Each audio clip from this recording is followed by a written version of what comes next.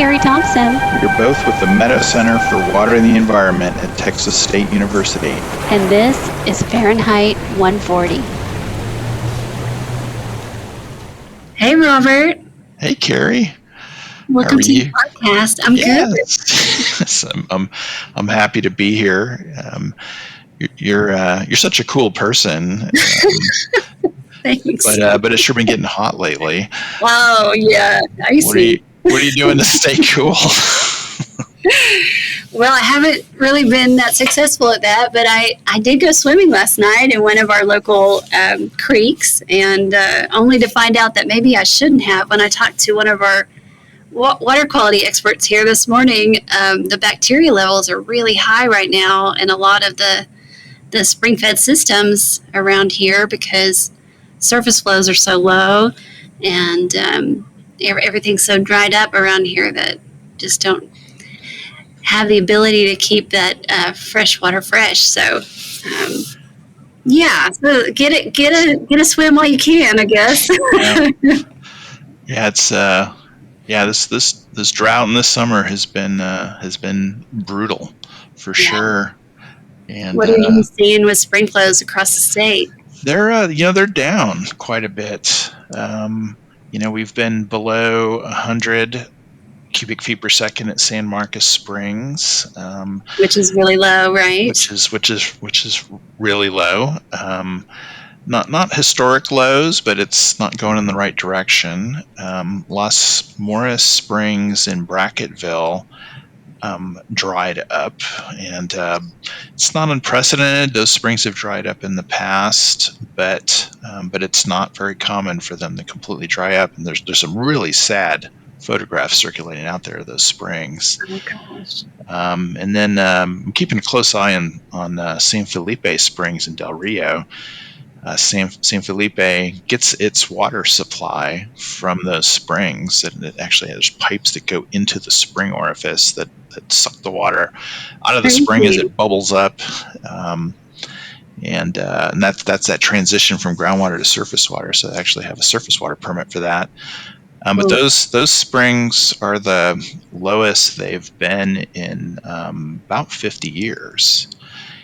And so that's not good. I know they're under drought restrictions right now, but that is the supply for Del Rio, and it's also the supply for Laughlin Air Force Base. What are they going to do? I wonder. It's a little scary.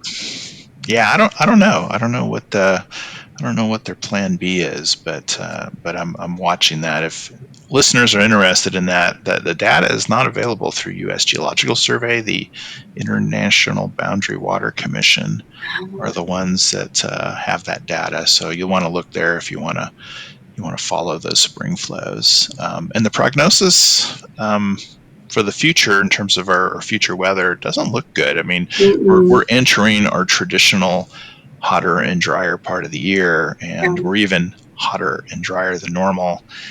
And there's an indication that we may be going into a third year of La Niña. So we could see drought conditions continue through the fall and the spring again, and then, of course, into next summer. So it is a little like, just in this last week, I've heard stories from friends who been in situations where there was traffic on the highway and cars started overheating all around them, and another friend whose car overheated while they waited in a drive-through, and it's getting a little eerie, this level of heat. It is, and to the listeners, we're recording this on July 8th, and it's supposed to be 105, 106 today in Austin, 106 tomorrow, and then 108 on Sunday. After weeks in a row of it.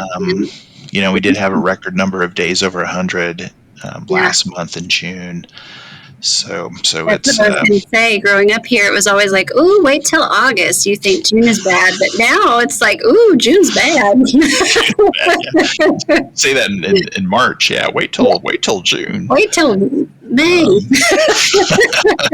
It's getting scary. Well, let's turn to the news, shall we? Yes. What do you got? You first. I have a trick one first. So let me read this headline. from the San Antonio report. Federally funded study will examine how climate change is impacting Central Texas water. So I think you might know something about this, Robert. Oh man! So I should have gone first because that's my first one That's too. your first one too? All right, what do you got? Let's hear your headline. And No. Let's talk about yours. Well, this is an article covering a press conference here at the Meadows Center featuring my co-host, Dr. Robert Mace, unveiling a $2 million award that we received to do some special climate work here in Texas. So I thought maybe I could bring this on you and ask you to talk a little bit about what we're up to. Certainly. So Congressman Doggett was able to get us funding to do our climate work. And so episode 1, if you were fortunate or unfortunate enough to listen to it. Well, we were just so inexperienced then. This is true. Yeah, we're so much more professional now. I mean, such polish. We, laid it all out, but what we're trying to do is provide information to decision makers, water planners, water providers, and the public about how climate change is going to affect our water resources. Because that data doesn't exist for the state. And Congressman Doggett was kind enough to help us get funds through congressional appropriation to begin that work. We need more than $2 million. This is $2 million to do all the work, but that's a solid step forward in us achieving our goals with this work. So we're terribly excited about this. It's wonderful to get that funding. It also gives me a feeling that I think we're actually going to be able to do this project and achieve our goals. I'd be remiss in not praising the Meadows Foundation, which gave us our starting funding to get this going, and of course was critically helpful in us getting this appropriation. But I feel like we're actually gonna do it. Yeah, and I have to say that the event we had with Congressman Doggett was pretty moving, and I'm curious if you thought so, but I was moved by his remarks and his acknowledgement of kind of a climate grief that a lot of people are feeling, a sense of despair, and a call for hopefulness, and that this investment, is a move towards hopefulness and planning for the future, and also touring the springs here with the congressman. It was interesting to see the low flows and members of the press being kind of startled and alarmed, seeing it in real life, the changes that are happening because of our drought and these high temperatures. And I found it to just be a really impactful event too, and it gave me a little energy about the work we're doing. No, I agree 100%. It's clear that this is an issue he cares about. This wasn't just here's a constituent that I can help out. This is something that he cares deeply about, and that that's wonderful to have. And even the press coverage that I saw, to me it just feels like people are wanting to see this kind of work happen, and we don't know what to do as individuals, so it's good to know that there's some big thinking going on in some places. Yes. Yeah. So stay tuned as we move the ball forward on this. There is a lot to feel despair about, but we can't lose hope, and there is a lot to be hopeful for as well. Mm-hmm. And at the very least, we're going to go down doing the best we can to. Yeah, that's right. That's right. Do our part to make Texas a better place and get Texans ready for what's coming. Cool. So So the Doggett story was also my story too. So note to listeners, we strategically decided not to share notes with each other on what we're going to talk about. So we can be a little more ad-libby, but but that's okay. It's an important news item, obviously, for us at the Meadows Center. Yeah, I'm just glad we didn't wear matching cat shirts today. I was worried about that. Yeah, this is a pretty awesome. Yeah, those sometimes those Facebook algorithms serve up something where I'm like, ooh, look at that.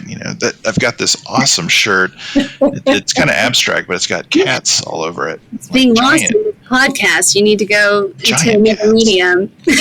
Yeah, it's a sweet shirt. I get a lot of attention when I go out in public on this shirt. I wore it to the gym. Because I had to change at the gym, and I was walking in. I was thinking, well, this will be interesting because my wife and I suffer would be a more accurate word, but work out at Hyde Park Gym, which is it's a gearhead gym, and there was this big dude bench pressing, and he got up and came over and he goes, "Wow, that is a nice shirt." So wow.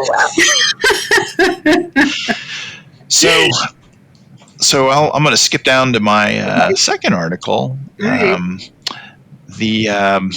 title of it is Global Warming Causes Fewer Tropical Cyclones, but those that do form have a greater chance of becoming intense storms. This was published in the Earth and Environment newsletter provided by Scientific American. So it's a pressy article written about a technical paper.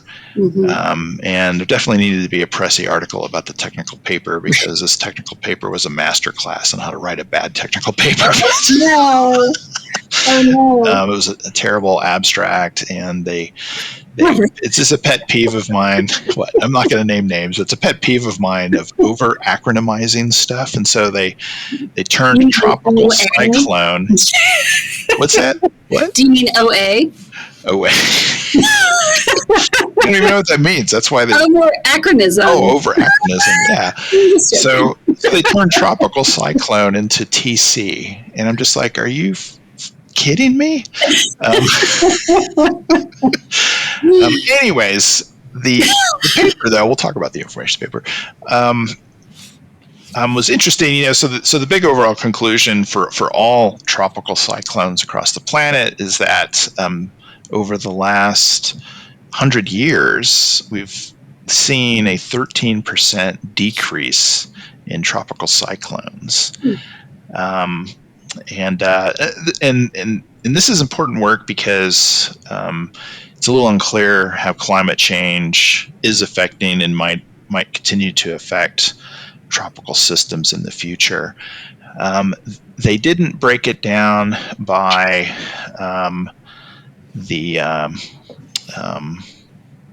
oh no, they did. I got the stat here. So they did break it down by the different oceans, and so we're obviously more concerned about the North Atlantic here in Texas, although we do get storms drifting over from the North Pacific. But there's even a greater decrease in tropical systems over the last 100 years, 28% decrease in the North Atlantic over the last 100 years.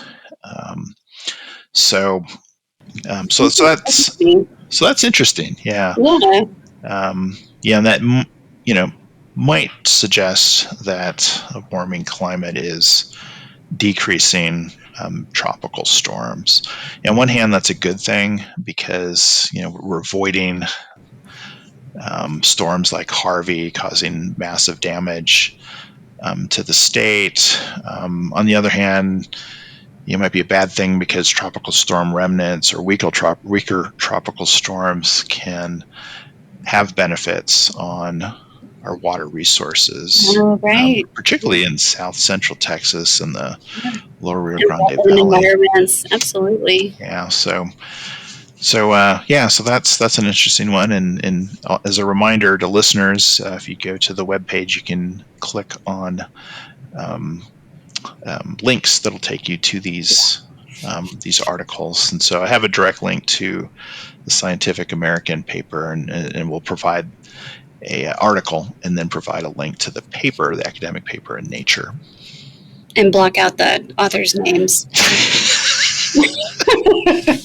I need a podcast on technical writing or something, but yeah, I lecture my students about don't use acronyms.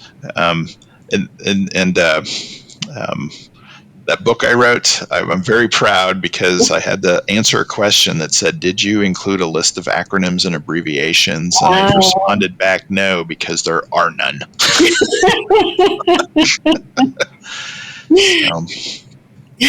Well, I'll meet that science article with a terrifying science experiment. This was such a weird article. It came from CBS Boston, and the title is "Texas Company, Harvard Scientists Hope to Combat Climate Change by Reviving the Woolly Mammoth." Oh, yeah. I saw that article. I didn't read it, but I saw it. But maybe you would pick this one up, too, because it's pretty eye-catching. So don't we need a naked mammoth instead of a woolly one for climate change? Wait. You got to wait for it because it's a stretch. I appreciate that people are framing things around climate solutions, but I think this is a bit of a stretch. So the goal is to bring back the extinct woolly mammoth.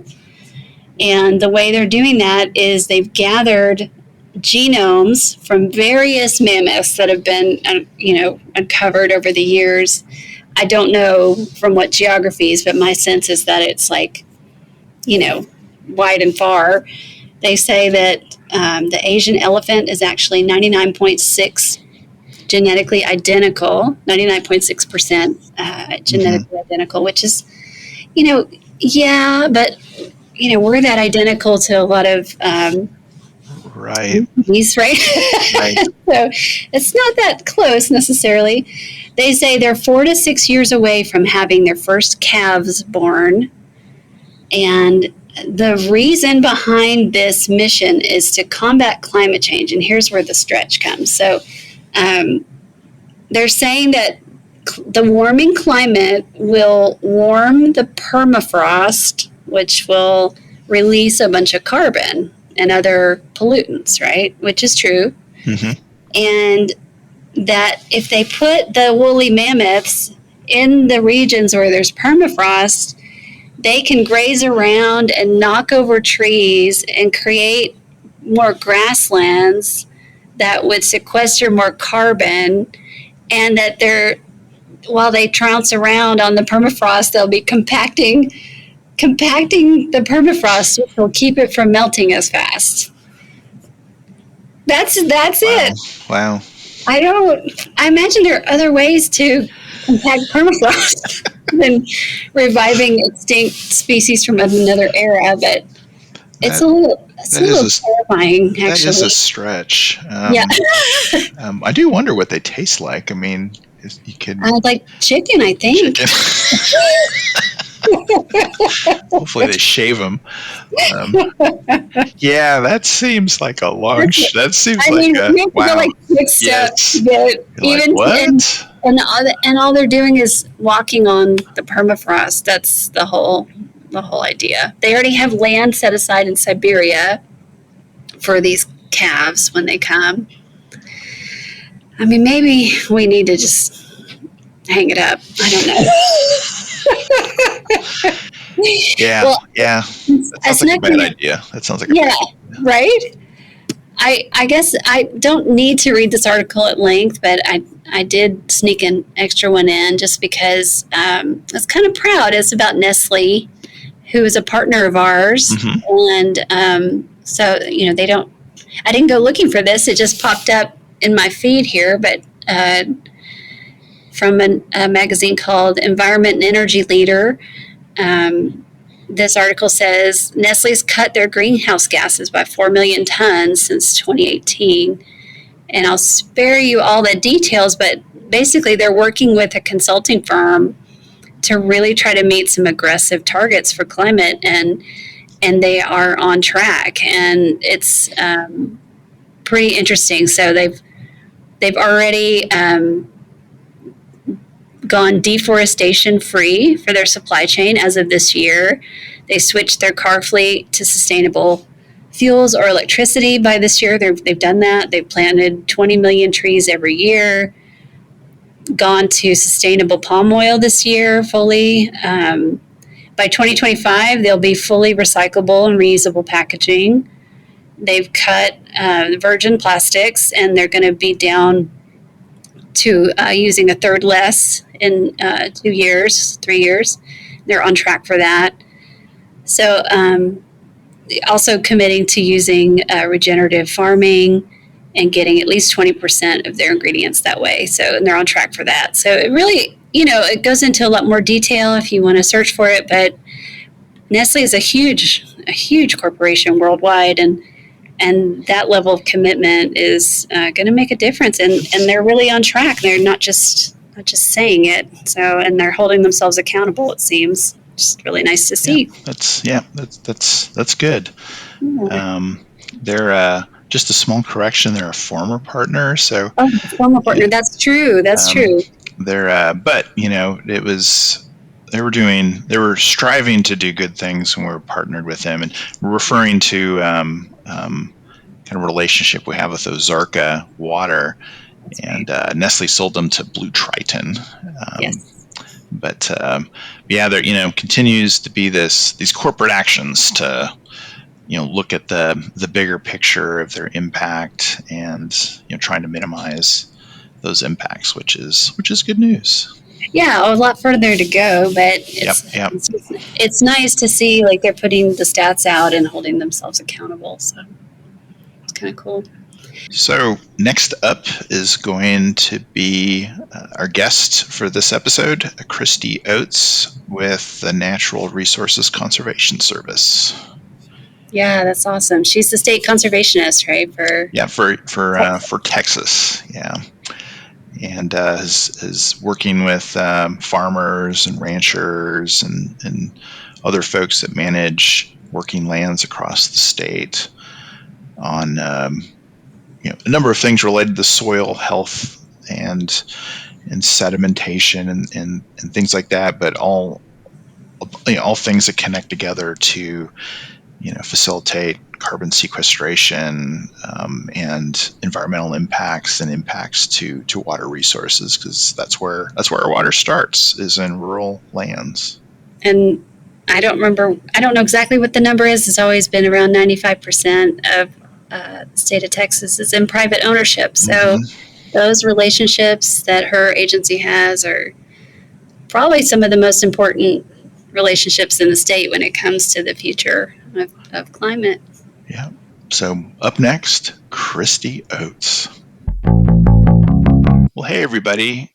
We're pleased to have Kristy Oates with us today. She is the State Conservation for the United States Department of Agriculture's Natural Resources Conservation Service.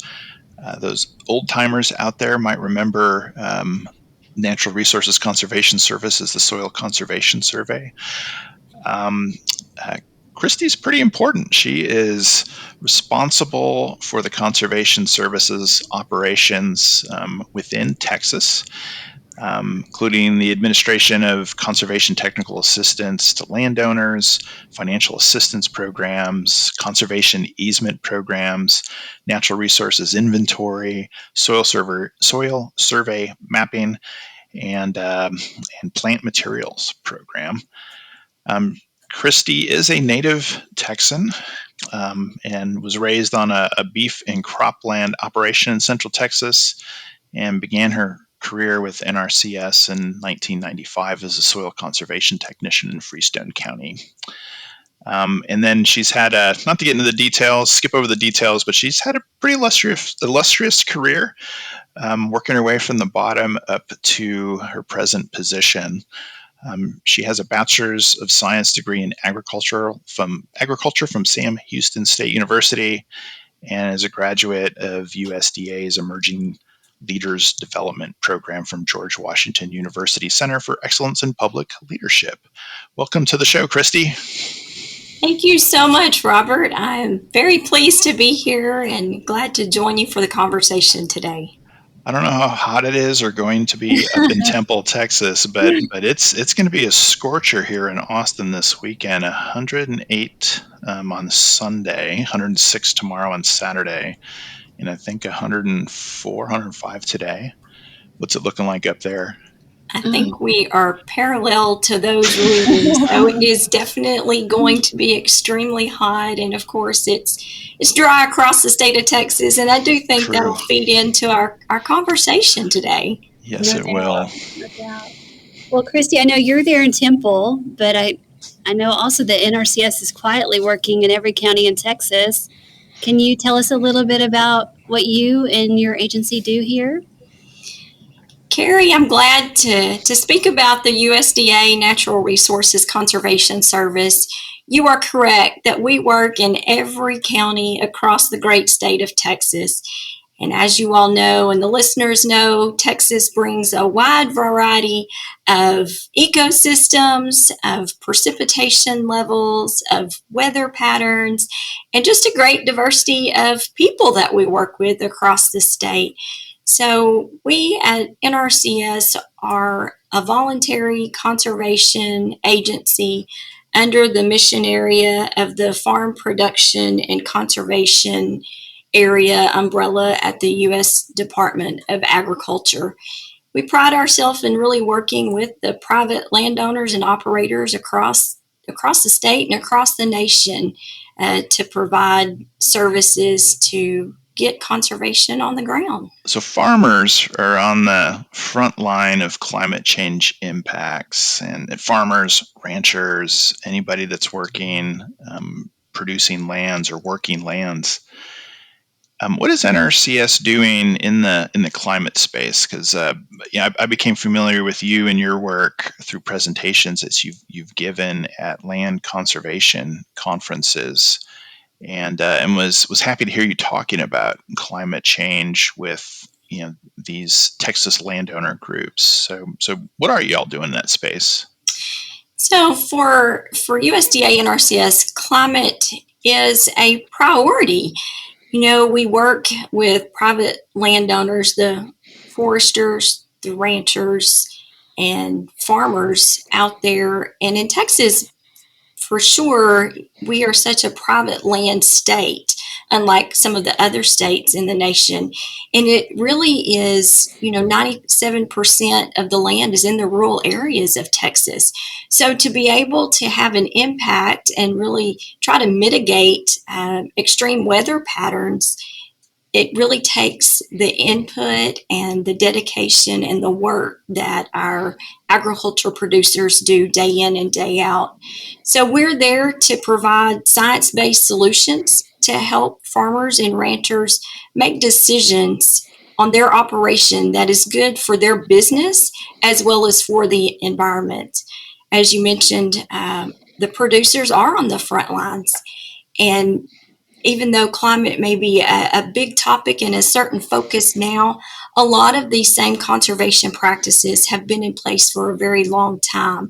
But it's us being able to package a number or a suite of conservation practices together that can target and focus and have a greater impact on mitigating those extreme weather patterns. And that's where NRCS comes into play when we're working with private landowners. Do you also work in the space of carbon sequestration? Because I see that topic come up quite a bit with land conservation activities, conservation easements, and landowners, looking for ways to either further monetize their property or continue to be able to monetize their property. Are y'all working in that space at all?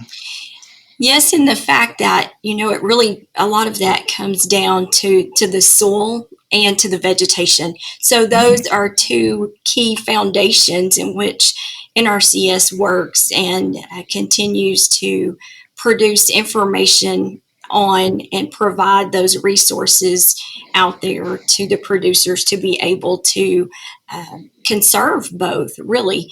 So we know if we have good soil and we're able to build organic matter, we are, sequestering carbon there.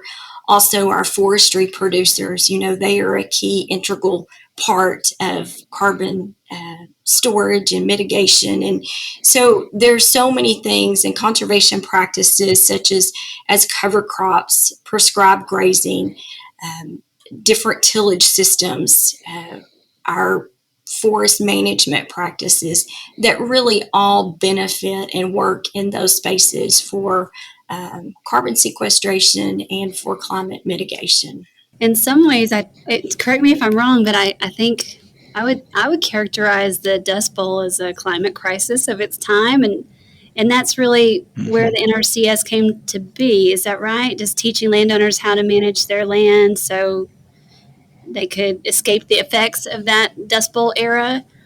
Yes, Carrie, you were spot on. NRCS celebrated its 87th birthday this year, and we were born out of the Dust Bowl. It was that impact and those winds that carried dust and soil particles across the country, and we were born out of that on April 27th, 1935. Wow. President Franklin Roosevelt signed into law the act of Congress that established the Soil Conservation Service, Robert, that you mentioned in our intro. And in 1994 is when we transitioned from the Soil Conservation Service over to the Natural Resources Conservation Service. We do the same work. We still provide the same services, but we are impacting much more than just the soil. So that's when we transitioned over to really look at the full ecosystem as we continue to work with the landowners and operators for private lands conservation. Since you mentioned ecosystem, a lot of this work you're doing is, it's obviously for the benefit of producers, but there's also that environmental aspect of it as well. That what's good for producing lands is also good for the environment. Could you talk about that? Certainly, and I think we have to always give credit back to those landowners and the decision makers.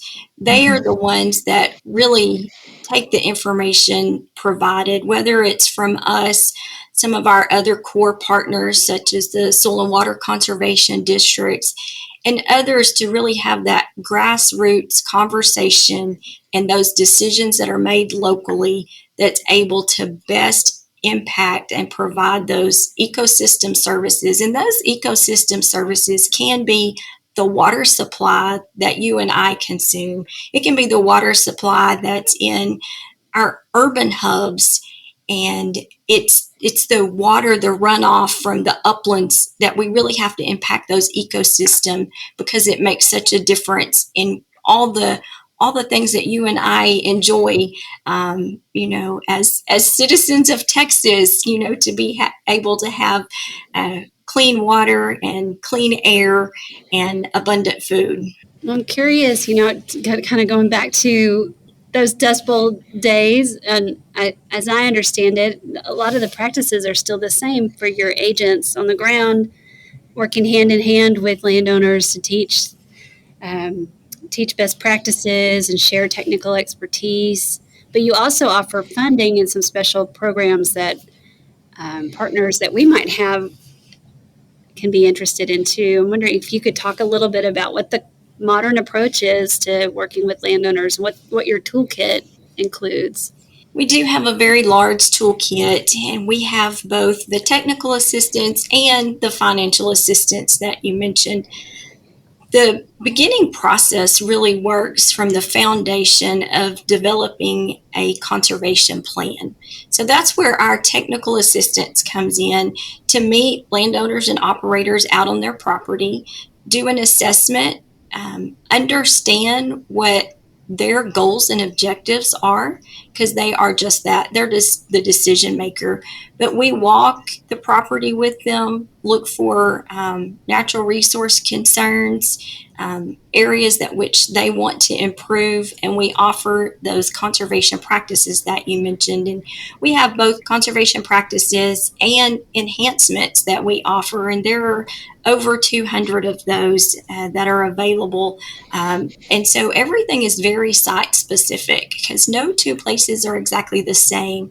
And the producers and the operators have different goals and objectives. So we align the conservation solutions to what it is that they are trying to achieve, while still being very productive in their operations. Their farming and ranching and forestry operations are a business, so it has to fit their model and work into their plan.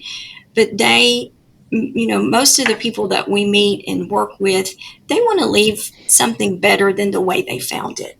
And so really being able to apply those conservation measures and improve things through time is what it's all about. So once the conservation plan is developed, and that's looking at the resources, offering alternatives for the decision maker, doing the on the ground assessments, doing any planning design work that's required for the various practices. And then once we have the package of the plan in place, we're able to offer financial assistance that's available through our Farm Bill programs. We have a number of those in Texas. Some of the common ones the listeners may be familiar with are our Environmental Quality Incentives Program, our Conservation Stewardship Program, our Agricultural Conservation Easement Program. We have other various programs and grants available for science and research, and we like to partner and leverage to be able to expand what it is that we provide. But with that being said, the applicant can choose if they wish to apply for that financial assistance. It is a competitive process. We traditionally have more requests than what we have funding, but we continue to work through that. And then they're able to receive an incentive to offset some of the cost that is incurred in applying those conservation practices. Then, of course, there's operations and maintenance of those practices over time, so they have lifespans in which continue to provide benefits to our ecosystem. I'm curious as we go here and experience all these changes in our climate. I know producers are seeing them firsthand, and nobody really knows the land better than they do. And as far as seasons and the changes in weather, do you see, or are you hearing about landowners bringing up these changes that they're seeing in the climate? And is this a topic that they like to talk about with your folks, or what are your thoughts about how they're thinking about climate change? Yeah, certainly they think about weather patterns because it directly impacts their bottom line, if you will. So whether it's a drought like we're in now, excessive heat, periods of flood, hurricane season, tornadoes, whatever the weather may bring, they are certainly having to keep that in mind and be able to be prepared and try to mitigate when and where they can. Some of the things that we offer, especially during times like this, where we get into periods and we're talking about droughts and high temperatures, is we offer, especially for our grazing producers, drought management plans. So really you want to have this plan in place before you get into one of these cycles or one of these periods of time.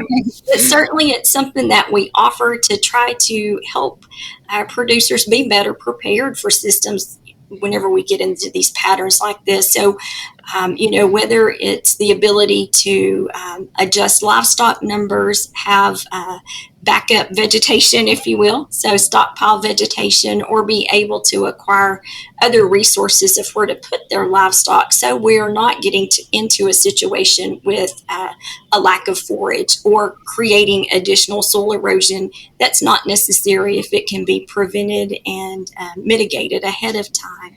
There's also certain things to look at when you're talking about different crop producers, they have to be able to know, especially if they're irrigators or even non-irrigators, what can they do? And cover crops can definitely play a role in that. It's something that has multi-benefits, and if you use a multi-species cover crop, typically the more species, the more benefit you're getting. And there's always that additional benefit beyond the soil and water from cover crops, such as pollinators and bees and others that continue to help keep everything in cycle and pollinated and producing. David Langford, I don't know if you know David Langford. He used to lead Texas Wildlife Association, has been a big advocate for working lands, and I always appreciated how he would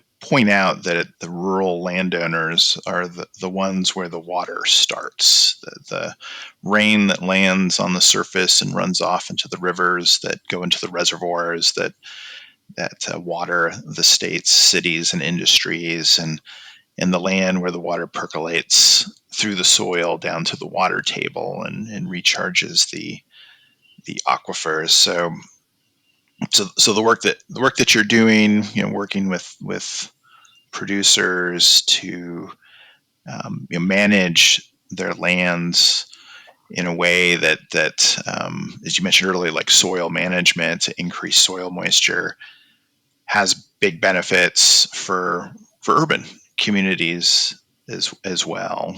I just point that out because you may have some urban listeners that might be thinking, well, who cares what happens out in the, hopefully we don't have any listeners like that, but who cares what happens out in the country, but there is a connection. We're all connected together. Robert, for sure, that rural urban connection is very important, and there are industries who are looking to partner with private landowners because they see the value in that.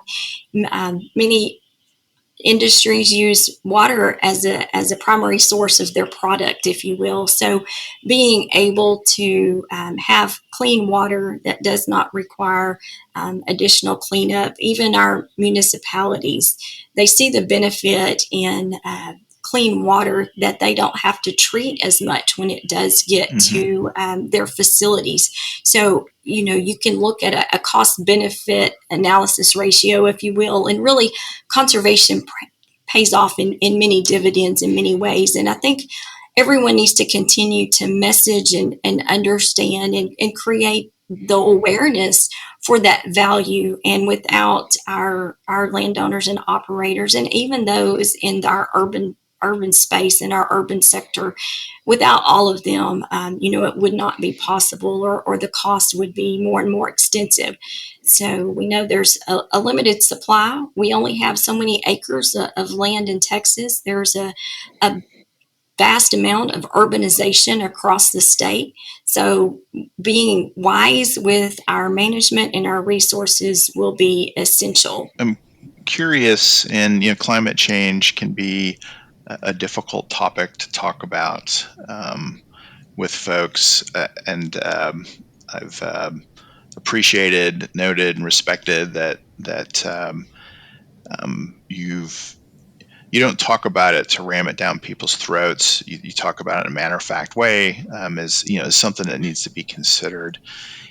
How is that message resonating with farmers? I mean, are they kind of building on what Carrie asked earlier? Are they seeing changes and becoming concerned, and therefore are open to longer term consideration or planning, with the expectation that the climate's going to continue to change? Or is it something that you have to tiptoe around, or does it depend on who you're talking to, and then the message kind of matters on what their concerns and their needs are?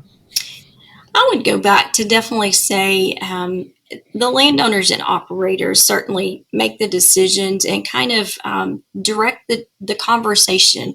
We are voluntary, we are not regulatory, and so we respect everyone's personal decision, opinion.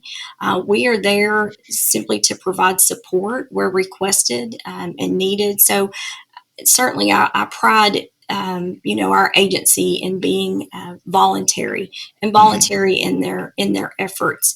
I think all of us recognize there's changing weather patterns throughout time.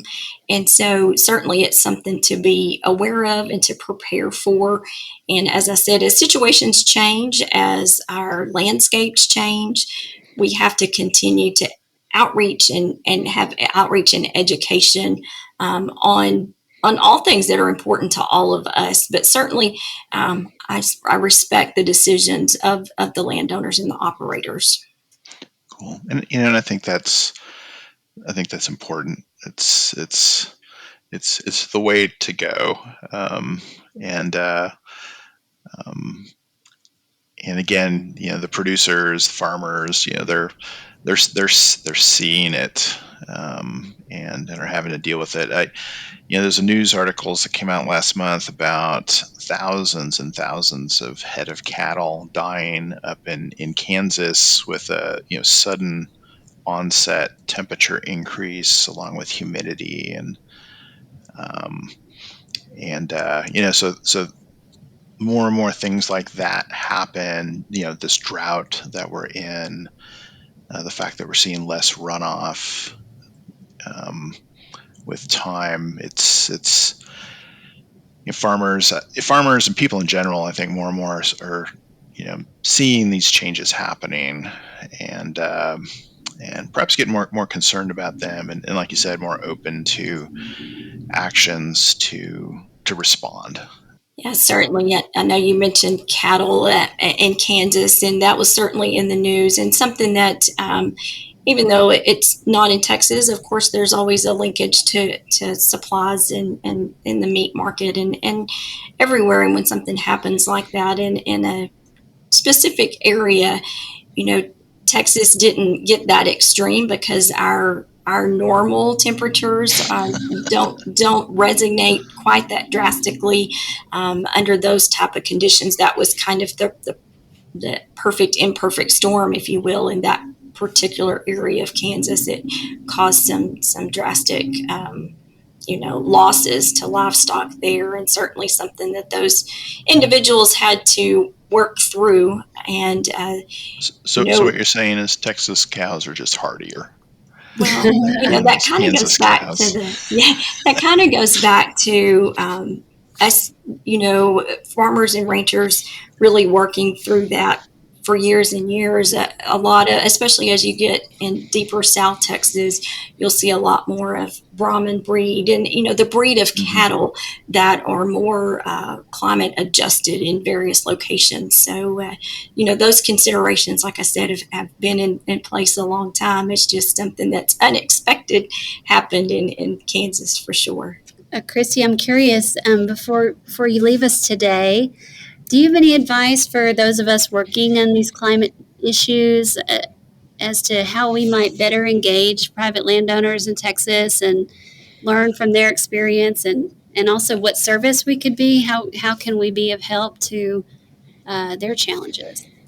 Carrie, that's a great question. I think, as I call it many times, the conservation conversation, and that can be brought about through any of our conservation partners. And I consider you a conservation partner because you're out there and you're talking the message and really reaching different communities and trying to educate everyone on the importance of soil, water, air, plant, animal conservation.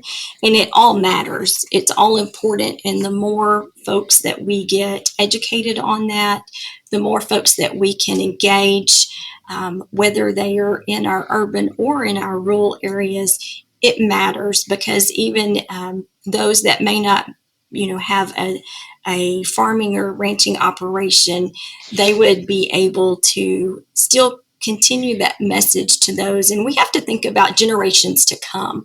So not only do we need to message to our adult population, but we certainly need to continue to educate our youth, those that are, in their high school years, transitioning into colleges, to universities, trying to figure out what professions they may pursue and later in their career, and how what they do and the decisions that they make will have an impact on future generations, even beyond them.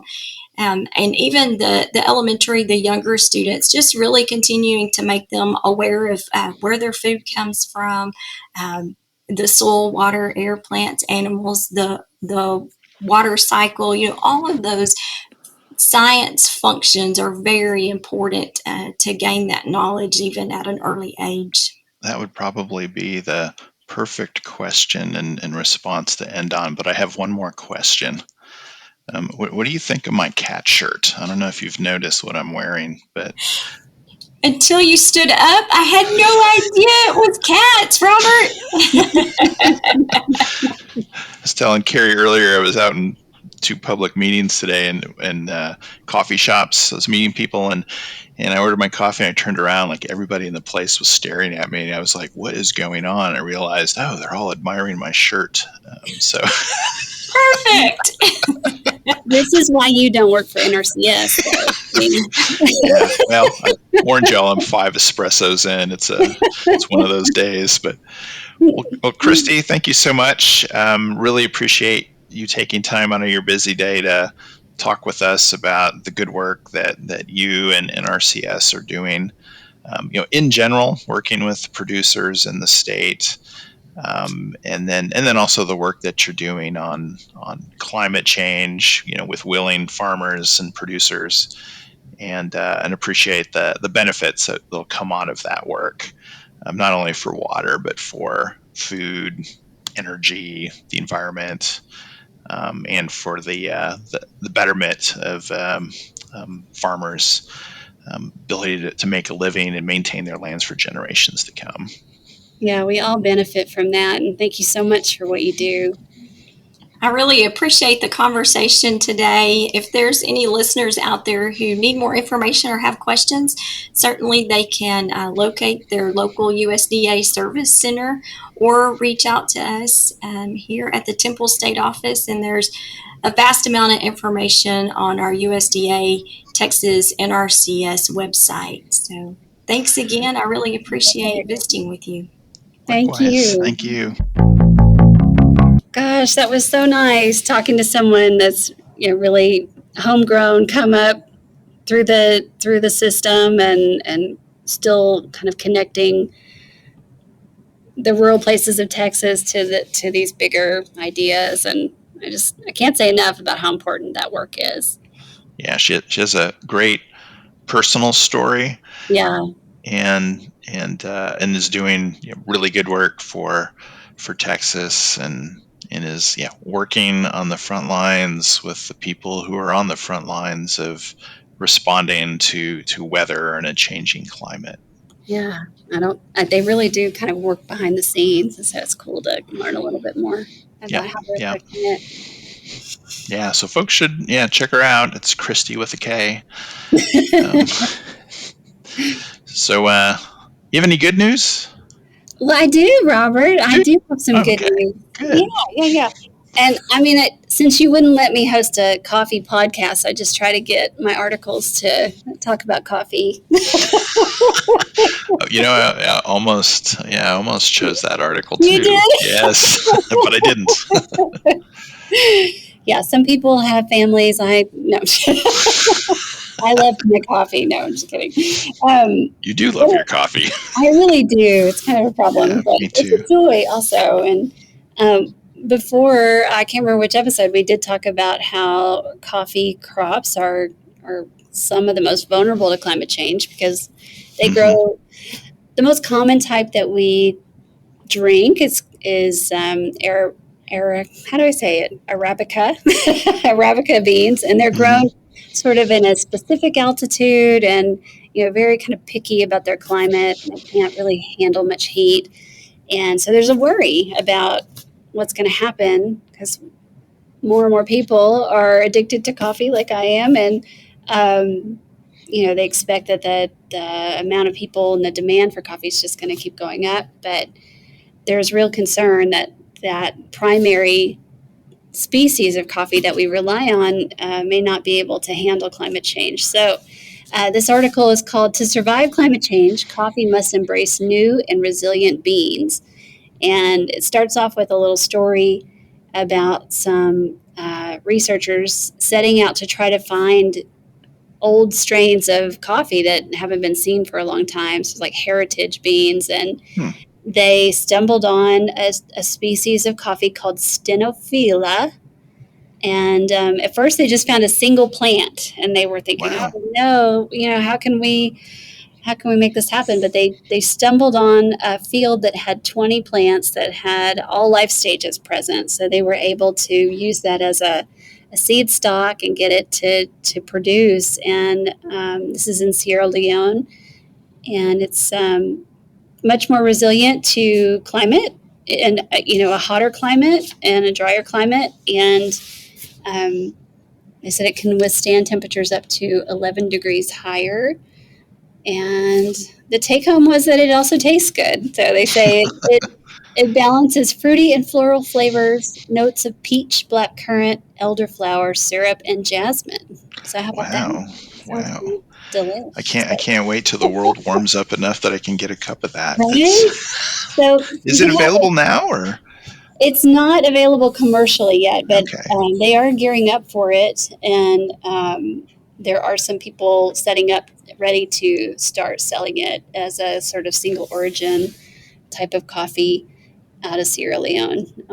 They also talk about the other type of coffee we often drink is called Robusta, which comes from Vietnam and some other places, and that is a more resilient type as well. And it's pretty unusual to see that coffee by itself. It usually gets blended because it has such a strong flavor, but more and more people are kind of turning to that and trying to use that as a primary bean. So at least we won't be without coffee as things Yeah, get thank harder. goodness. Yeah. Well, it's a good article with a good story with a good lesson, which is, we're going to need to be creative when we think about how we respond to a warming climate, and there's a lot of crops that and a lot of things that we enjoy, like wine, that we're going to have to think differently about in terms of which plants, and then even on the bleaching of the reefs. Scientists are experimenting with taking more heat tolerant critters that make reefs and transplanting those, say, to the Great Barrier Reef in Australia and other reefs, to try and keep those reef systems alive, since there's a lot of ecosystem benefits or eco services that both on the environment but also to people that are derived from those. Yeah, and maybe this is another way that those producers we were just talking about are going to be really key, having to maybe think creatively about shifting crops. And because also as things get warmer, there's more fungus, there's more disease on some of these species that we're going to have a lot to figure out, but we'll have some nice coffee. While we do it. Yeah, okay, yeah. That's the good news. That is good news, because that was troubling. I know. And I think I'm now 6 shots in of espresso, so just worked out that way. Don't start off with coffee and then have 2 coffee meetings and then end your day with coffee. I'm not going to sleep tonight. Speaking of adapting, there's also the built environment that we need to be thinking about differently. Yeah. There's some scary statistics out there about, with growing population and more construction, and then the carbon footprint of that construction is pretty massive. And the article that I have for Good News is titled "Buildings Can Help Us Fight Climate Change," that was published by the Nevada Independent. And this is kind of cool with buildings. You I have like it if you say Nevada. Nevada. Is that what I'm supposed to say? I'm supposed to say Nevada. Nevada. Supposed to say Nevada. Yeah. I like this.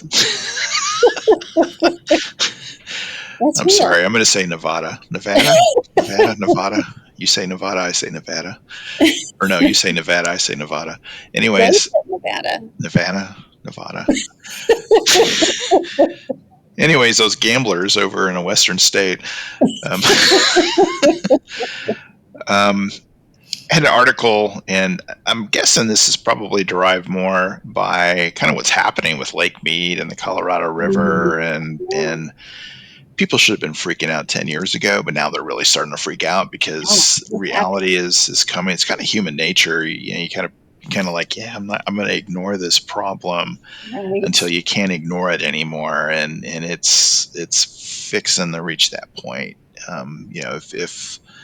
If the federal government starts cutting back allocations of water, but this article talks about, if you build in an energy efficient way, that of course saves energy, so it reduces carbon footprint. There's a lot of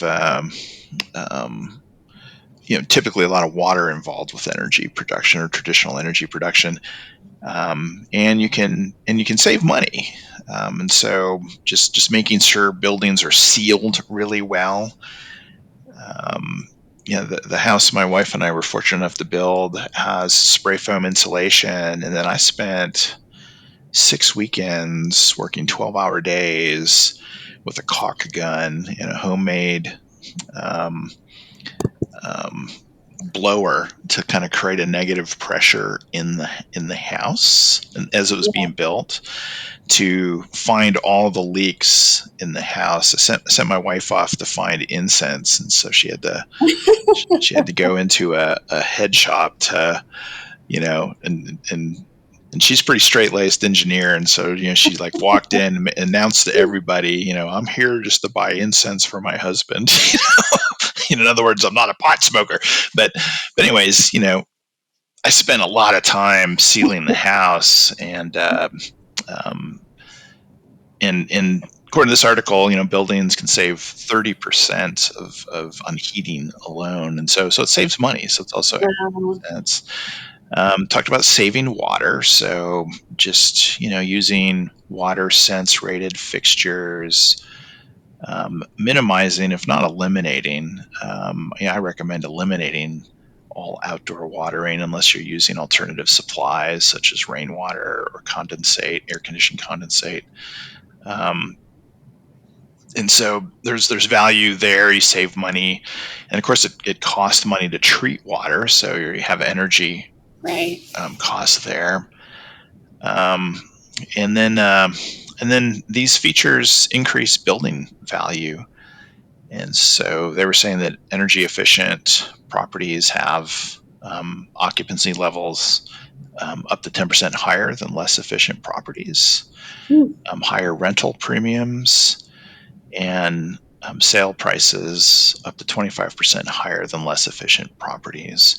In one of my coffee meetings this morning was this is a new acquaintance. I don't know if he'll ever talk to me again, because I was at that point 4 shots in. Wow, No, yeah.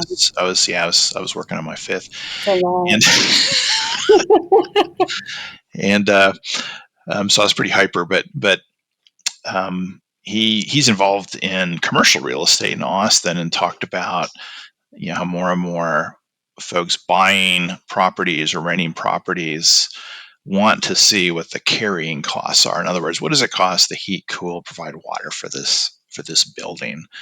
And so there's an incentive there to meet those needs and think about doing things in a more efficient way. So I thought that was a good news article, where it has a bunch of benefits, and as well as making your wallet heavier at the end of the day.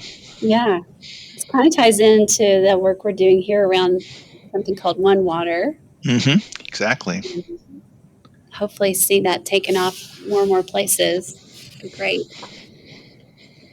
It is tough out there for folks that are renting, which more and more people are in that situation where they don't have a say in the kind of building they're living in all the time. And Yeah, and typically, unfortunately, landowners don't care right, because they're not paying the electric bill and they're not right, paying the there's no water incentive. bill. Yeah, And then a lot of apartment buildings, they are not, the units aren't individually measured for water use, right. and so there's no incentive by the renters to use less water because there's no price signal. It all gets Mhm. blended in with everybody else and then divided out. Yeah. I'm assuming equally. Maybe it's based on number of bedrooms, but proportionally. But yeah, there's I've heard stories of water auditors going into apartments, to kind of do a water audit and walking in a bathroom and like the tub is full on flowing, and they're just like, do Wow. you know that your tub is on? And the renter is just like, yeah, it's been doing that for 3 months, and we can't get the super to come over and fix it. Wow. And so yeah, it's been it's been running. That's Um, crazy. but the owners of the buildings, like, they're not paying for that water. It's going down the drain. Yeah. It's going to take regulation or new building code or, other approaches, I think. Yeah, no, I agree. And again, to me, it's a no-brainer. So it's like our house, as you might imagine. I spent a bit of time thinking about the water Yeah. use, and our water bill is pretty much the same every month because we don't water outside. We have energy. I'm sorry.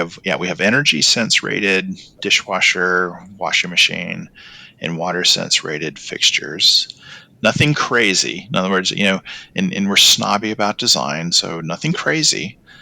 There's like, it had to be water sense rated and it had to look good. We didn't choose the lowest one. And our shower is like Niagara Falls, although it does, does meet water sense standards. And and our typical water bill is $25 a month. So we can save a lot of money. Yeah, counter to that, I'm renting right now, and part of the lease is that you have to water the yard, Wow. so you don't have a choice unless you want. I mean, I thought about, what if I just don't water? It probably would be cheaper just to pay for a new yard for him when I move out, than it is going to be to pay for all this water. I'd pencil that out, though. Yeah, it's frustrating. Yeah, that is frustrating, and I don't know. We have Aggie Zoysia, which I mean, it'll look like hell in a drought, like we're experiencing now, but it'll come back green when it rains. And we have it restricted to a relatively small part of our landscaping, but mostly xeriscape plants and natives. And there's a way. there's a way. Yeah. Well, thank you for that, Robert. Yes, and thank you for asking about my shirt earlier. Yeah, I mean, how could I not, really? You didn't tell me what you thought of the shirt, though. Maybe we should put a link in to buy that shirt. That might get more hits. Yeah. Or people probably want to see the shirt. Did you see how I just dodged giving my opinion about the shirt? Oh, yes. Oh, yeah, you did. Boy, you almost, you blew it there. You told me. I know. You had me thinking about, where did I get that shirt from? All right. Well, until next time. Yes. Stay cool. Keep staying cool, Carrie. Thanks, man. I'll try. And we'll catch you next time. Bye-bye, everybody. Bye, everyone.